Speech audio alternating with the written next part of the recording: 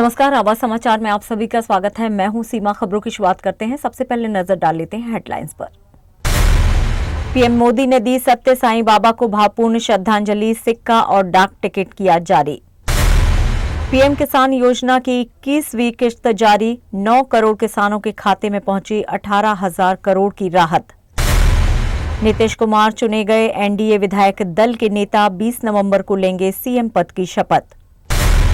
272 वरिष्ठ नागरिकों का राहुल गांधी को चेतावनी भरा खुला पत्र, लिखा लोकतंत्र पर जहर भरी भाषा में हमला हो रहा। उमर के वीडियो पर ओवैसी की तीखी प्रतिक्रिया, बताया इस्लाम के खिलाफ।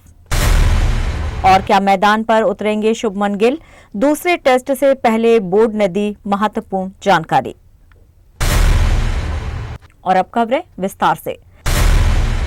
आध्यात्मिक आस्था और सांस्कृतिक विरासत से भरे माहौल में प्रधानमंत्री नरेंद्र मोदी ने आंध्र प्रदेश के श्री सत्य साईं जिले में आयोजित समारोह में दिवंगत आध्यात्मिक गुरु श्री सत्य साईं बाबा को भावपूर्ण श्रद्धांजलि दी।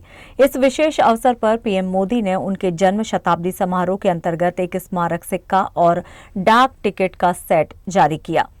प्रधानमंत्री ने कहा कि सत्य साईं बाबा की शिक्षाएं और सेवा का मार्ग सदैव दुनिया भर के लाखों अनुयायियों को दिशा देता रहेगा। उन्होंने इस कार्यक्रम को केवल उत्सव नहीं बल्कि दिव्य वरदान बताया। पीएम मोदी ने कहा कि भले ही सत्य साईं बाबा भौतिक रूप से मौजूद नहीं हैं, लेकिन उनका प्रेम, सेवा और मानवता का संदेश करोड़ों जीवन में ऊर्जा भरता रहेगा। उन्होंने बताया कि आज 140 देशों में सत्य साईं बाबा के भक्त उनकी शिक्षाओं से प्रेरित होकर समाज सेवा का रास्ता अपनाते हैं। कहा कि बाबा का जीवन इस बात का प्रमाण है कि भक्ति, ज्ञान और कर्म तीनों रास्ते मानव कल्याण की ओर ले जाते हैं। उन्होंने देश की गरीब कल्याण योजनाओं का जिक्र करते हुए कहा कि अब उनकी चर्चा अंतर्राष्ट्रीय मंचों पर भी हो रही है। इसके अलावा कार्यक्रम में प्रधानमंत्री मोदी ने लोकल फॉर वोकल अभियान की भी सराहना की और कहा कि ये अभियान भारत को विकसित राष्ट्र बनाने में महत्वपूर्ण भूमिका निभाएगा। स्थानीय उत्पादों को बढ़ावा देने केवल आर्थिक मजबूती ही नहीं बल्कि सांस्कृतिक गौरव से भी जुड़ा है। इस भव्य समारोह में आंध्र प्रदेश के मुख्यमंत्री चंद्रबाबू नायडू, डिप्टी सीएम पवन कल्याण, पूर्व क्रिकेटर सचिन तेंदुलकर और अभिनेत्री ऐश्वर्या राय बच्चन सहित कई प्रमुख हस्तियां उपस्थित रहीं। कार्यक्रम आध्यात्मिकता, परंपरा और राष्ट्र निर्माण की भावना का सुंदर संगम बन गया। साथियों, आज देश कर्तव्य काल की भावना के साथ विकसित भारत की दिशा में आगे बढ़ रहा है। इस लक्ष्य को पाने के लिए नागरिक भागीदारी आवश्यक है और इसमें सत्य साईं बाबा का ये जन्म शताब्दी वर्ष हमारी बड़ी प्रेरणा है। मेरा आग्रह है कि इस वर्ष हम विशेष तौर पर वोकल फॉर लोकल के मंत्र को मजबूत करने का संकल्प लें। विकसित भारत बनाने के लिए हमें लोकल इकोनॉमी को बढ़ावा देना ही होगा। हमें याद रखना है, जब हम स्थानीय उत्पाद खरीदते हैं तो हम एक परिवार, एक छोटे उद्यम और स्थानीय सप्लाई चेन को सीधे सशक्त बनाते हैं। इसी से आत्मनिर्भर भारत का रास्ता भी तैयार होता है। प्रधानमंत्री किसान सम्मान निधि योजना के लाभार्थियों के लिए बड़ी खुशखबरी आई है। प्रधानमंत्री नरेंद्र मोदी ने आज पीएम किसान की 21वीं किश्त जारी कर दी है, जिससे देश भर के 9 करोड़ से अधिक किसानों के खाते में राहत की राशि सीधे ट्रांसफर हो गई। इस बार सरकार ने 18,000 करोड़ रुपए से ज्यादा की रकम किसानों को भेजी है। पीएम किसान योजना के तहत पात्र किसानों को सालाना 6,000 रुपए 3 किश्तों में दिए जाते हैं। अब इस योजना के तहत 3,90,000 करोड़ रुपए से अधिक की राशि किसानों को मिल चुकी है। ये योजना किसानों की आर्थिक मजबूती में महत्वपूर्ण भूमिका निभा रही है। आपको बता दें कि केंद्र सरकार की ये प्रमुख योजना 24 फरवरी 2019 को शुरू की गई थी और तब से अब तक 11 करोड़ से अधिक लाभ किसान परिवारों को मिल चुका है। इस योजना का लाभ केवल उन्हीं किसानों को मिलता है जिनकी भूमि संबंधी जानकारी पीएम किसान पोर्टल पर दर्ज है और उनके बैंक खाते आधार से लिंक है। सरकार लगातार विशेष अभियान चलाकर उन किसानों को भी योजना से जोड़ रही है जो पात्र होते हुए भी अभी तक इससे वंचित हैं। यदि कोई किसान इच्छुक है तो वो आवश्यक पात्रता पूरी करके योजना में अपना पंजीकरण करा सकता है। पीएम योजना किसान योजना किसानों की आर्थिक स्थिरता के लिए बड़ी सहायक सिद्ध हो रही है। बिहार की राजनीति इन दिनों अपने निर्णायक मोड़ पर है, जहां विधानसभा चुनाव में शानदार जीत के बाद एनडीए सरकार गठन की तैयारियां तेज हो गई हैं। आज नीतीश कुमार को एनडीए विधायक दल का नेता चुन लिया गया है। इससे पहले मुख्यमंत्री आवास में जेडीयू विधायक दल की बैठक हुई थी, जिसमें पहले उन्हें एक बार फिर से नेतृत्व की जिम्मेदारी सौंपी गई। प्रतिज्ञान करता हूं कि मैं विधि द्वारा स्थापित भारत के संविधान के प्रति सच्ची श्रद्धा और निष्ठा रखूंगा। मैं भारत की प्रभुता और अखंडता अक्षुण्ण रखूंगा। मैं बिहार राज्य के मुख्यमंत्री के रूप में अपने कर्तव्यों का श्रद्धापूर्वक और शुद्ध अंतःकरण से निर्वहन करूंगा तथा मैं भय या पक्षपात, अनुराग या द्वेष के बिना सभी प्रकार के लोगों के प्रति संविधान और विधि के अनुसार न्याय करूंगा। इसके बाद बिहार विधानसभा चुनाव में हुई एनडीए की बैठक में भी नीतीश के नाम पर ही मोहर लगी। अब ये औपचारिक रूप से राजभवन जाकर इस्तीफा देंगे और सरकार बनाने का दावा पेश करेंगे। नीतीश कुमार 20 नवंबर 2025 को एक बार फिर से मुख्यमंत्री पद की शपथ लेने जा रहे हैं। ये उनका 10वां कार्यकाल होगा, जो बिहार की राजनीति में उनके लंबे प्रभाव को एक बार फिर से रेखांकित करता है। नई सरकार का शपथ ग्रहण समारोह पटना के ऐतिहासिक गांधी मैदान में 20 नवंबर को आयोजित किया जाएगा, जिसके लिए व्यापक तैयारियां जारी हैं। एनडीए के कई वरिष्ठ नेता इस कार्यक्रम में शामिल होंगे, जबकि मुख्यमंत्री नीतीश कुमार खुद मंगलवार शाम को तैयारियों का जायजा ले चुके हैं। हालिया चुनाव परिणामों ने एनडीए को स्पष्ट बहुमत दिया है, जहां गठबंधन ने 202 सीटों पर जीत दर्ज की है। बीजेपी 89 सीटों के साथ सबसे बड़ी पार्टी बनकर उभरी, जबकि जेडीयू ने 85 सीटें हासिल की हैं। चिराग पासवान की लोक जनशक्ति रामविलास ने 29 में से 19 सीटें जीतकर तीसरी सबसे बड़ी एनडीए पार्टी का स्थान पाया है। वहीं एचएएम को 5 और आरएलएम को 4 सीटें मिली हैं। दूसरी ओर महागठबंधन को केवल 35 सीटों से संतोष करना पड़ा। चुनावी नतीजों से लेकर नई सरकार की शपथ तक बिहार इस समय राजनीतिक ऊर्जा से भरा हुआ है और राज्य एक नए अध्याय की ओर बढ़ रहा है। देश के 272 वरिष्ठ नागरिकों ने कांग्रेस नेता और लोकसभा में नेता प्रतिपक्ष राहुल गांधी के खिलाफ खुला पत्र जारी किया है। इस पत्र में 16 पूर्व जज, 123 रिटायर्ड नौकरशाह, 14 पूर्व राजदूत समेत 133 रिटायर्ड सैन्य अधिकारी शामिल हैं। पत्र पर शीर्षक राष्ट्रीय संवैधानिक संस्थाओं पर हमला रखा गया है। इसमें कहा गया है कि लोकतंत्र पर हमला अब बंदूक से नहीं बल्कि जहर भरी भाषा से किया जा रहा है। कुछ नेता असली नीतिगत बहस की बजाय भड़काऊ और बेबुनियाद आरोप लगाकर नाटकीय राजनीति कर रहे हैं। खुला पत्र ऐसे समय पर आया जब राहुल गांधी लगातार चुनाव आयोग और ईवीएम पर सवाल उठा रहे हैं। वरिष्ठ नागरिकों ने चिंता जताई कि संवैधानिक संस्थाओं पर इस तरह के हमले लोकतंत्र के लिए खतरा है। पत्र में आरोप लगाया गया है कि राहुल गांधी ने भारतीय सेना, न्यायपालिका और संसद की निष्पक्षता पर सवाल उठाए हैं। अब उन्होंने चुनाव आयोग को निशाना बनाया और दावा किया कि उनके पास पक्के सबूत हैं और चुनाव आयोग वोट चोरी में शामिल है। राहुल गांधी ने धमकी दी कि आयोग में शामिल अधिकारी बख्शे नहीं जाएंगे और उन्हें छोड़ा नहीं जाएगा।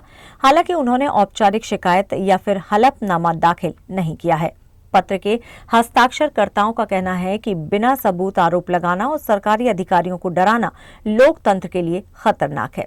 वरिष्ठ नागरिकों ने आह्वान किया है कि संवैधानिक संस्थाओं का सम्मान किया जाए और लोकतंत्र की रक्षा की जाए। दिल्ली के लाल किला मेट्रो स्टेशन के बाहर हुए आत्मघाती हमले में 15 लोगों की मौत ने देश को झकझोर कर रख दिया। हमले को अंजाम देने वाले आतंकी मोहम्मद उमर नवी का एक वीडियो भी सामने आया है। इस वीडियो में AIMIM प्रमुख असुद्दीन ओवैसी ने तीखी प्रतिक्रिया दी है। उन्होंने कहा है कि मुस्लिमों में आत्महत्या हराम है और बेगुनाहों की हत्या बड़ा पाप है, इसलिए इस तरह का कृत्य किसी भी तरह से जायज नहीं ठहराया जा सकता है। ओवैसी ने इसे साफ तौर पर आतंकवाद करार दिया। साथ ही उन्होंने पूछा कि केंद्रीय गृह मंत्री अमित शाह के आश्वासन के बावजूद ये आतंकी समूह कहां से आया।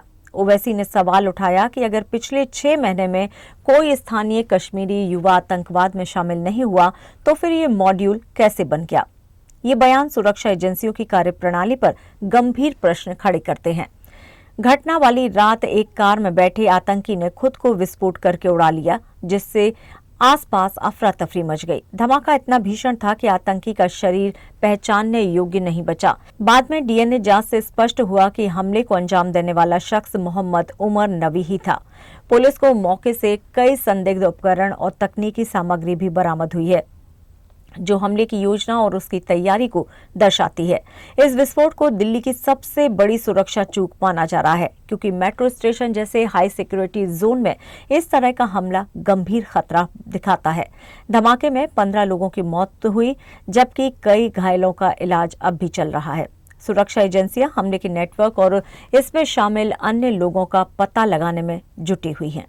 इस्लाम इस तरह की हरकतों को हराम करार देता है और जितने भी इस्लामिक मकतब फ़िक्र के जिम्मेदार हैं, उलमा हैं, सब आपको ये कहेंगे कि ये संगीन जुर्म है ये, और हम इसकी मजम्मत करते हैं। देश के होम मिनिस्टर, वजीर दाखिला, गृह मंत्री ने पार्लियामेंट में जब ऑपरेशन सिंदूर और ऑपरेशन महादेव के बारे में बोल रहे थे तो उन्होंने कहा कि 6 महीने से कोई कश्मीरी टेररिस्ट ग्रुप नहीं बनाया है, ना उसका हिस्सा है।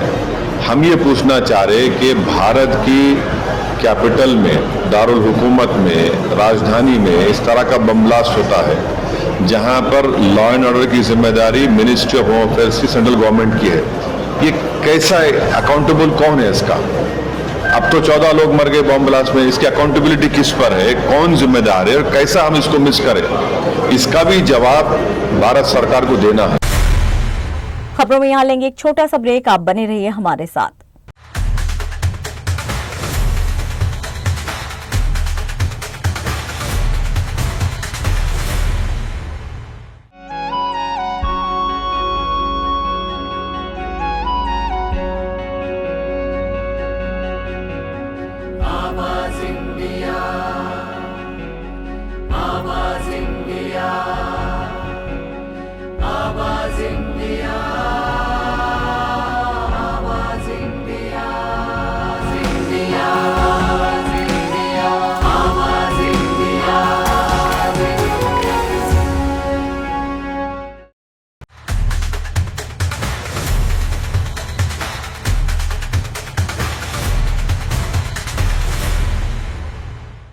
ब्रेक के बाद एक बार फिर से आप सभी का स्वागत है। बढ़ते हैं अपनी अगली खबर की ओर। गैंगस्टर लॉरेंस बिश्नोई के छोटे भाई अनमोल बिश्नोई को अमेरिका से भारत लाया गया। NIA सूत्रों के मुताबिक अब विभिन्न मामलों में उससे पूछताछ की जाएगी। केंद्र सरकार तय करेगी कि किस एजेंसी के पास उसे पहले भेजा जाएगा। अनमोल के खिलाफ भारत में कई केस दर्ज हैं। 3 प्रमुख मामलों में मूसेवाला हत्याकांड, बाबा सिद्दीकी मर्डर केस और सलमान खान के घर पर फायरिंग शामिल है। ये वारदातें भारत में हुई हैं, लेकिन अनमोल का नाम देश के बाहर से ही चर्चा में रहा। एजेंसियां अब उसकी भूमिका और अन्य अपराधों की जांच करेगी। सलमान खान के घर गोलीबारी केस में भी अनमोल आरोपी है। एनसीपी नेता बाबा सिद्दीकी मर्डर केस में उसका नाम सामने आया था। अनमोल पर NIA ने 10 लाख रुपए का इनाम घोषित किया था। 12 अक्टूबर 2024 को बाबा सिद्दीकी को उनके बेटे के ऑफिस के सामने गोली मारकर उनकी हत्या कर दी गई थी। इस हत्याकांड में लॉरेंस बिश्नोई के गैंग के कई लोग गिरफ्तार हुए थे। मुंबई पुलिस भी अनमोल को अपने मामलों में पूछताछ के लिए हिरासत में लेने की मांग करेगी। आरएसएस प्रमुख मोहन भागवत कल मणिपुर पहुंचेंगे, जहां 2023 में भड़की जातीय हिंसा के बाद पहली बार राज्य का दौरा करेंगे। आरएसएस के राज्य महासचिव तरुण कुमार शर्मा ने बताया कि भागवत की ये यात्रा संगठन के शताब्दी समारोह से जुड़ी हुई है। वो 20 से 22 नवंबर तक वहां मौजूद रहेंगे। उनकी यात्रा के पहले दिन वो इम्फाल के कोंजेंग लाइकाई में उद्यमियों और प्रमुख नागरिकों से मुलाकात करेंगे। संगठन के एक अन्य पदाधिकारी के अनुसार भागवत ने आखिरी बार 2022 में मणिपुर का दौरा किया था। उनके कार्यक्रम में राहत शिविरों का दौरा शामिल है। ये यात्रा मुख्य रूप से संगठन के आंतरिक कार्यक्रमों पर केंद्रित होगी। यात्रा के दूसरे दिन 21 नवंबर को भागवत मणिपुर की पहाड़ी क्षेत्रों के जातीय नेताओं से अलग अलग सत्रों में बातचीत करेंगे। आरएसएस पदाधिकारियों का कहना है कि इस दौरान युवा नेताओं और समुदायों से विशेष रूप से संवाद स्थापित किया जाएगा। आपको बता दें कि मणिपुर में मई 2023 से मेतेई और कुकी जो समुदायों के बीच हिंसा ने गंभीर रूप ले लिया था। इस हिंसा में अब तक 260 से ज्यादा लोगों की जान जा चुकी है और हजारों लोग विस्थापित हुए हैं। हालात बिगड़ने के बाद मुख्यमंत्री एन बीरेन सिंह ने इस्तीफे के पश्चात राज्य में राष्ट्रपति शासन को लागू किया गया। विधानसभा को 2027 तक के लिए कार्यकाल के बावजूद निलंबित कर दिया गया। भागवत की ये यात्रा ऐसे समय हो रही है जब राज्य अभी भी शांति और स्थिरता की ओर लौटने की कोशिश कर रहा है। लखनऊ से एक दिल दहला देने वाली खबर है। प्लॉट कब्जे के विवाद ने मां बेटे को ऐसी हद तक पहुंचा दिया कि उन्होंने जहर खाकर जान देने की कोशिश की। घटना राजधानी के सबसे सुरक्षित और संवेदनशील इलाकों में से एक विक्रमादित्य मार्ग की है और समय करीब 11:30। अचानक सड़क पर गिरते संभलते दो लोग, राहगीरों में हड़कंप और फिर दौड़ती पुलिस के मुताबिक दोनों मथुरा के रहने वाले मुनेश सिंह और उनका बेटा बलजीत सिंह लखनऊ किसी जरूरी काम से आए थे, लेकिन रास्ते में अचानक उन्होंने जहर खा लिया और तबीयत बिगड़ने लगी। राहगीरों ने तुरंत पुलिस को फोन किया। बंदरिया बाग चौकी इंचार्ज मौके पर पहुंचे और दोनों को बिना एक पल गवाए सिविल अस्पताल ले जाकर भागे। डॉक्टरों के मुताबिक दोनों की हालत बेहद नाजुक है। अब बड़ा सवाल है, आखिर इस कदम की वजह क्या है? पुलिस की प्रारंभिक जांच में जो सामने आया वो और भी चौंकाने वाला है। मथुरा में इनके प्लॉट पर अवैध कब्जा कर लिया गया था और दोनों महीनों से परेशान थे, मानसिक तनाव में थे और इसी विवाद ने उन्हें इस तरह का कदम उठाने पर मजबूर कर दिया। पुलिस को घटनास्थल से दस्तावेज और निजी सामान भी मिला है, जिसकी जांच अभी भी जारी है। गौतमपल्ली पुलिस ने पूरा मामला मथुरा पुलिस को भेज दिया है ताकि ये पता लगाया जा सके कि प्लॉट कब्जे के पीछे कौन लोग थे और मां बेटे को किस हद तक परेशान किया गया। फिलहाल अस्पताल में दोनों जिंदगी और मौत के बीच झूल रहे हैं और पुलिस कह रही है कि जब स्थिति स्थिर होगी तभी बयान लेकर आगे की कार्रवाई की जाएगी। इस दुखद घटना ने एक बार फिर से सामने ला दिया है कि प्लॉट कब्जे और जमीन विवाद सिर्फ कागजों का खेल नहीं, कई बार जिंदगी का सवाल भी बन जाते हैं।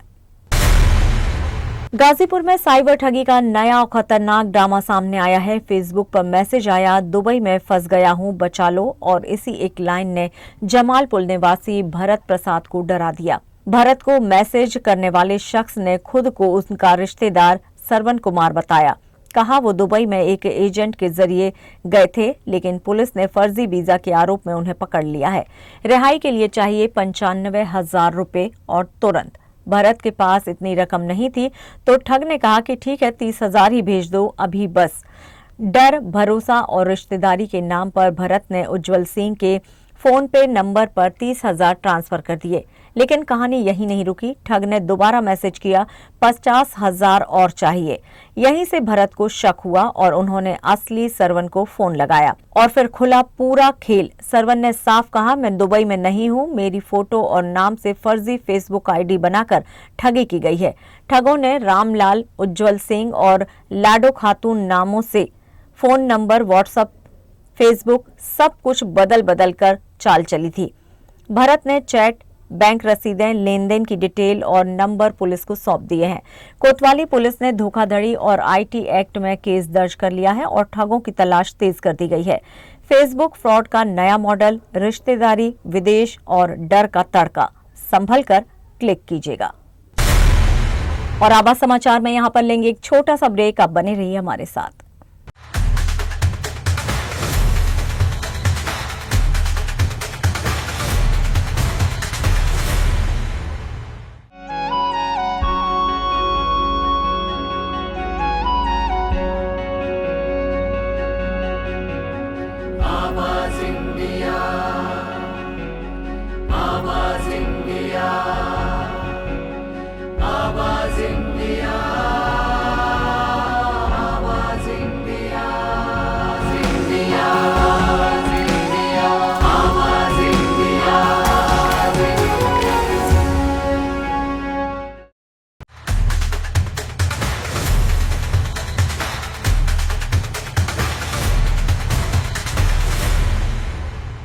ब्रेक के बाद एक बार फिर से आप सभी का स्वागत है। बढ़ते हैं अपनी अगली खबर की ओर। मनोरंजन जगत में इन दिनों फरहान अख्तर की नई फिल्म 120 बहादुर चर्चा के केंद्र में है, लेकिन इस बार वजह इसकी रिलीज नहीं बल्कि उस पर उठा विवाद है। फिल्म के सेंसर सर्टिफिकेट को चुनौती देते हुए दिल्ली हाई कोर्ट में एक याचिका दायर की गई है, जिसमें आरोप लगाया गया है कि फिल्म ऐतिहासिक तथ्यों से छेड़छाड़ करती है। कोर्ट ने इस याचिका पर आज नया आदेश जारी किया और जल्द ही सुनवाई करने की तैयारी शुरू की है। ये मामला अब 26 नवंबर को जस्टिस देवेंद्र कुमार उपाध्याय और जस्टिस तुषार राव गेडेला की बेंच के सामने रखा जाएगा। याचिका में फिल्म का नाम बदलने की मांग भी शामिल है। फिल्म 21 नवंबर को रिलीज हो रही है और रिलीज से ठीक पहले ये विवाद इसके प्रचार के बीच नई हलचल पैदा कर रहा है।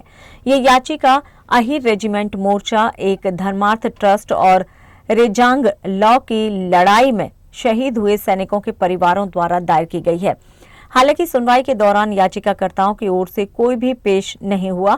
फिल्म में मेजर शैतान सिंह भाटी और उनकी रेजिमेंट की वीर गाथा को दिखाया गया है, जो 1962 के भारत चीन युद्ध में रेजांग लॉ की ऐतिहासिक लड़ाई से जुड़ी है।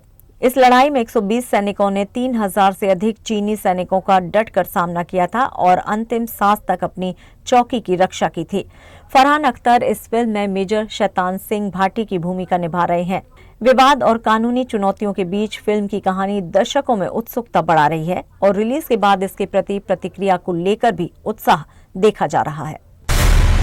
अक्षय कुमार का नया वीडियो सोशल मीडिया पर छा गया है, जिसमें वो उनके दोस्त जुहू बीच पर एंजॉय करते नजर आ रहे हैं। ओपन शर्ट में 8 दोस्तों के साथ चलते हुए उन्होंने अपनी जबरदस्त फिटनेस का जलवा दिखाया। वीडियो में अक्षय की एनर्जी और स्टाइल ने फैंस का ध्यान खींचा। उनके साथ टाइगर श्रॉफ भी दिखाई दिए, जो वीडियो में हंसी खुशी के पल बटोरते नजर आ रहे हैं। कैप्शन में लिखा गया ओशंस 9 जुहू बीच एडिशन। सोशल मीडिया पर वीडियो वायरल हो गया और लोग अक्षय की उम्र के बावजूद उनकी फिटनेस से हैरान हैं। फैंस उनकी फिटनेस की तारीफ कर रहे हैं। आपको बता दें कि अक्षय और टाइगर ने 2024 में फिल्म बड़े मियां छोटे मियां में साथ काम किया था। हालांकि ये फिल्म दर्शकों और बॉक्स ऑफिस पर खास प्रभाव नहीं छोड़ पाई। इसके अलावा दोनों ने रोहित शेट्टी की फिल्म सिंघम अगेन में भी साथ काम किया। अक्षय जल्द ही प्रियदर्शन की फिल्म हैवान में सैफ अली खान के साथ नजर आएंगे। भारत और दक्षिण अफ्रीका के बीच दूसरे टेस्ट से पहले टीम इंडिया को राहत और चिंता दोनों एक साथ मिली है। कप्तान शुभमन गिल अपनी गर्दन की चोट के बावजूद टीम के साथ गुवाहाटी रवाना होंगे, लेकिन उनके खेलने को लेकर अभी भी अनिश्चितता बनी हुई है। कोलकाता टेस्ट के दौरान गंभीर गर्दन दर्द के कारण रिटायर्ड हर्ट हो गए थे और बाद में अस्पताल उन्हें ले जाया गया। बीसीसीआई सचिव देवजीत सेकिया ने बताया कि गिल की स्थिति में सुधार हो रहा है, पर मेडिकल टीम उनकी फिटनेस पर लगातार नजर रखेगी। 22 नवंबर से गुवाहाटी में दूसरे टेस्ट मैच शुरू होने जा रहे हैं और टीम पहले ही 0-1 से पीछे है। ऐसे में गिल का खेलना बेहद अहम माना जा रहा है। हालांकि मौजूदा परिस्थितियों में उनकी उपलब्धता संदिग्ध है और इससे टीम मैनेजमेंट की चिंता बढ़ गई है।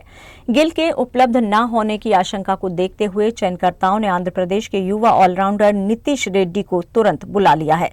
रेड्डी को दक्षिण अफ्रीका ए के खिलाफ भारत ए की सीरीज से हटाकर कोलकाता भेजा गया, जहां वो टीम से जुड़ गए हैं। हालांकि उन्होंने मंगलवार के नेट सत्र में हिस्सा नहीं लिया, लेकिन गिल पर अंतिम निर्णय के बाद उन्हें प्लेइंग 11 में शामिल किया जा सकता है। घरेलू क्रिकेट में लगातार अच्छे प्रदर्शन ने उन्हें चयनकर्ताओं की पहली पसंद बनाया। गिल की गैर मौजूदगी भारत की बल्लेबाजी के लिए बड़ी चुनौती साबित हो सकती है, खासकर जब पहले टेस्ट में शीर्ष क्रम संघर्ष कर चुका है। ऐसे में टीम का बैटिंग कॉम्बिनेशन पूरी तरह से गिल की फिटनेस रिपोर्ट और मैनेजमेंट के फैसले पर निर्भर करेगा। फिलहाल आवाज समाचार में इतना ही, लेकिन आप देखते रहिए आवाज इंडिया। नमस्कार।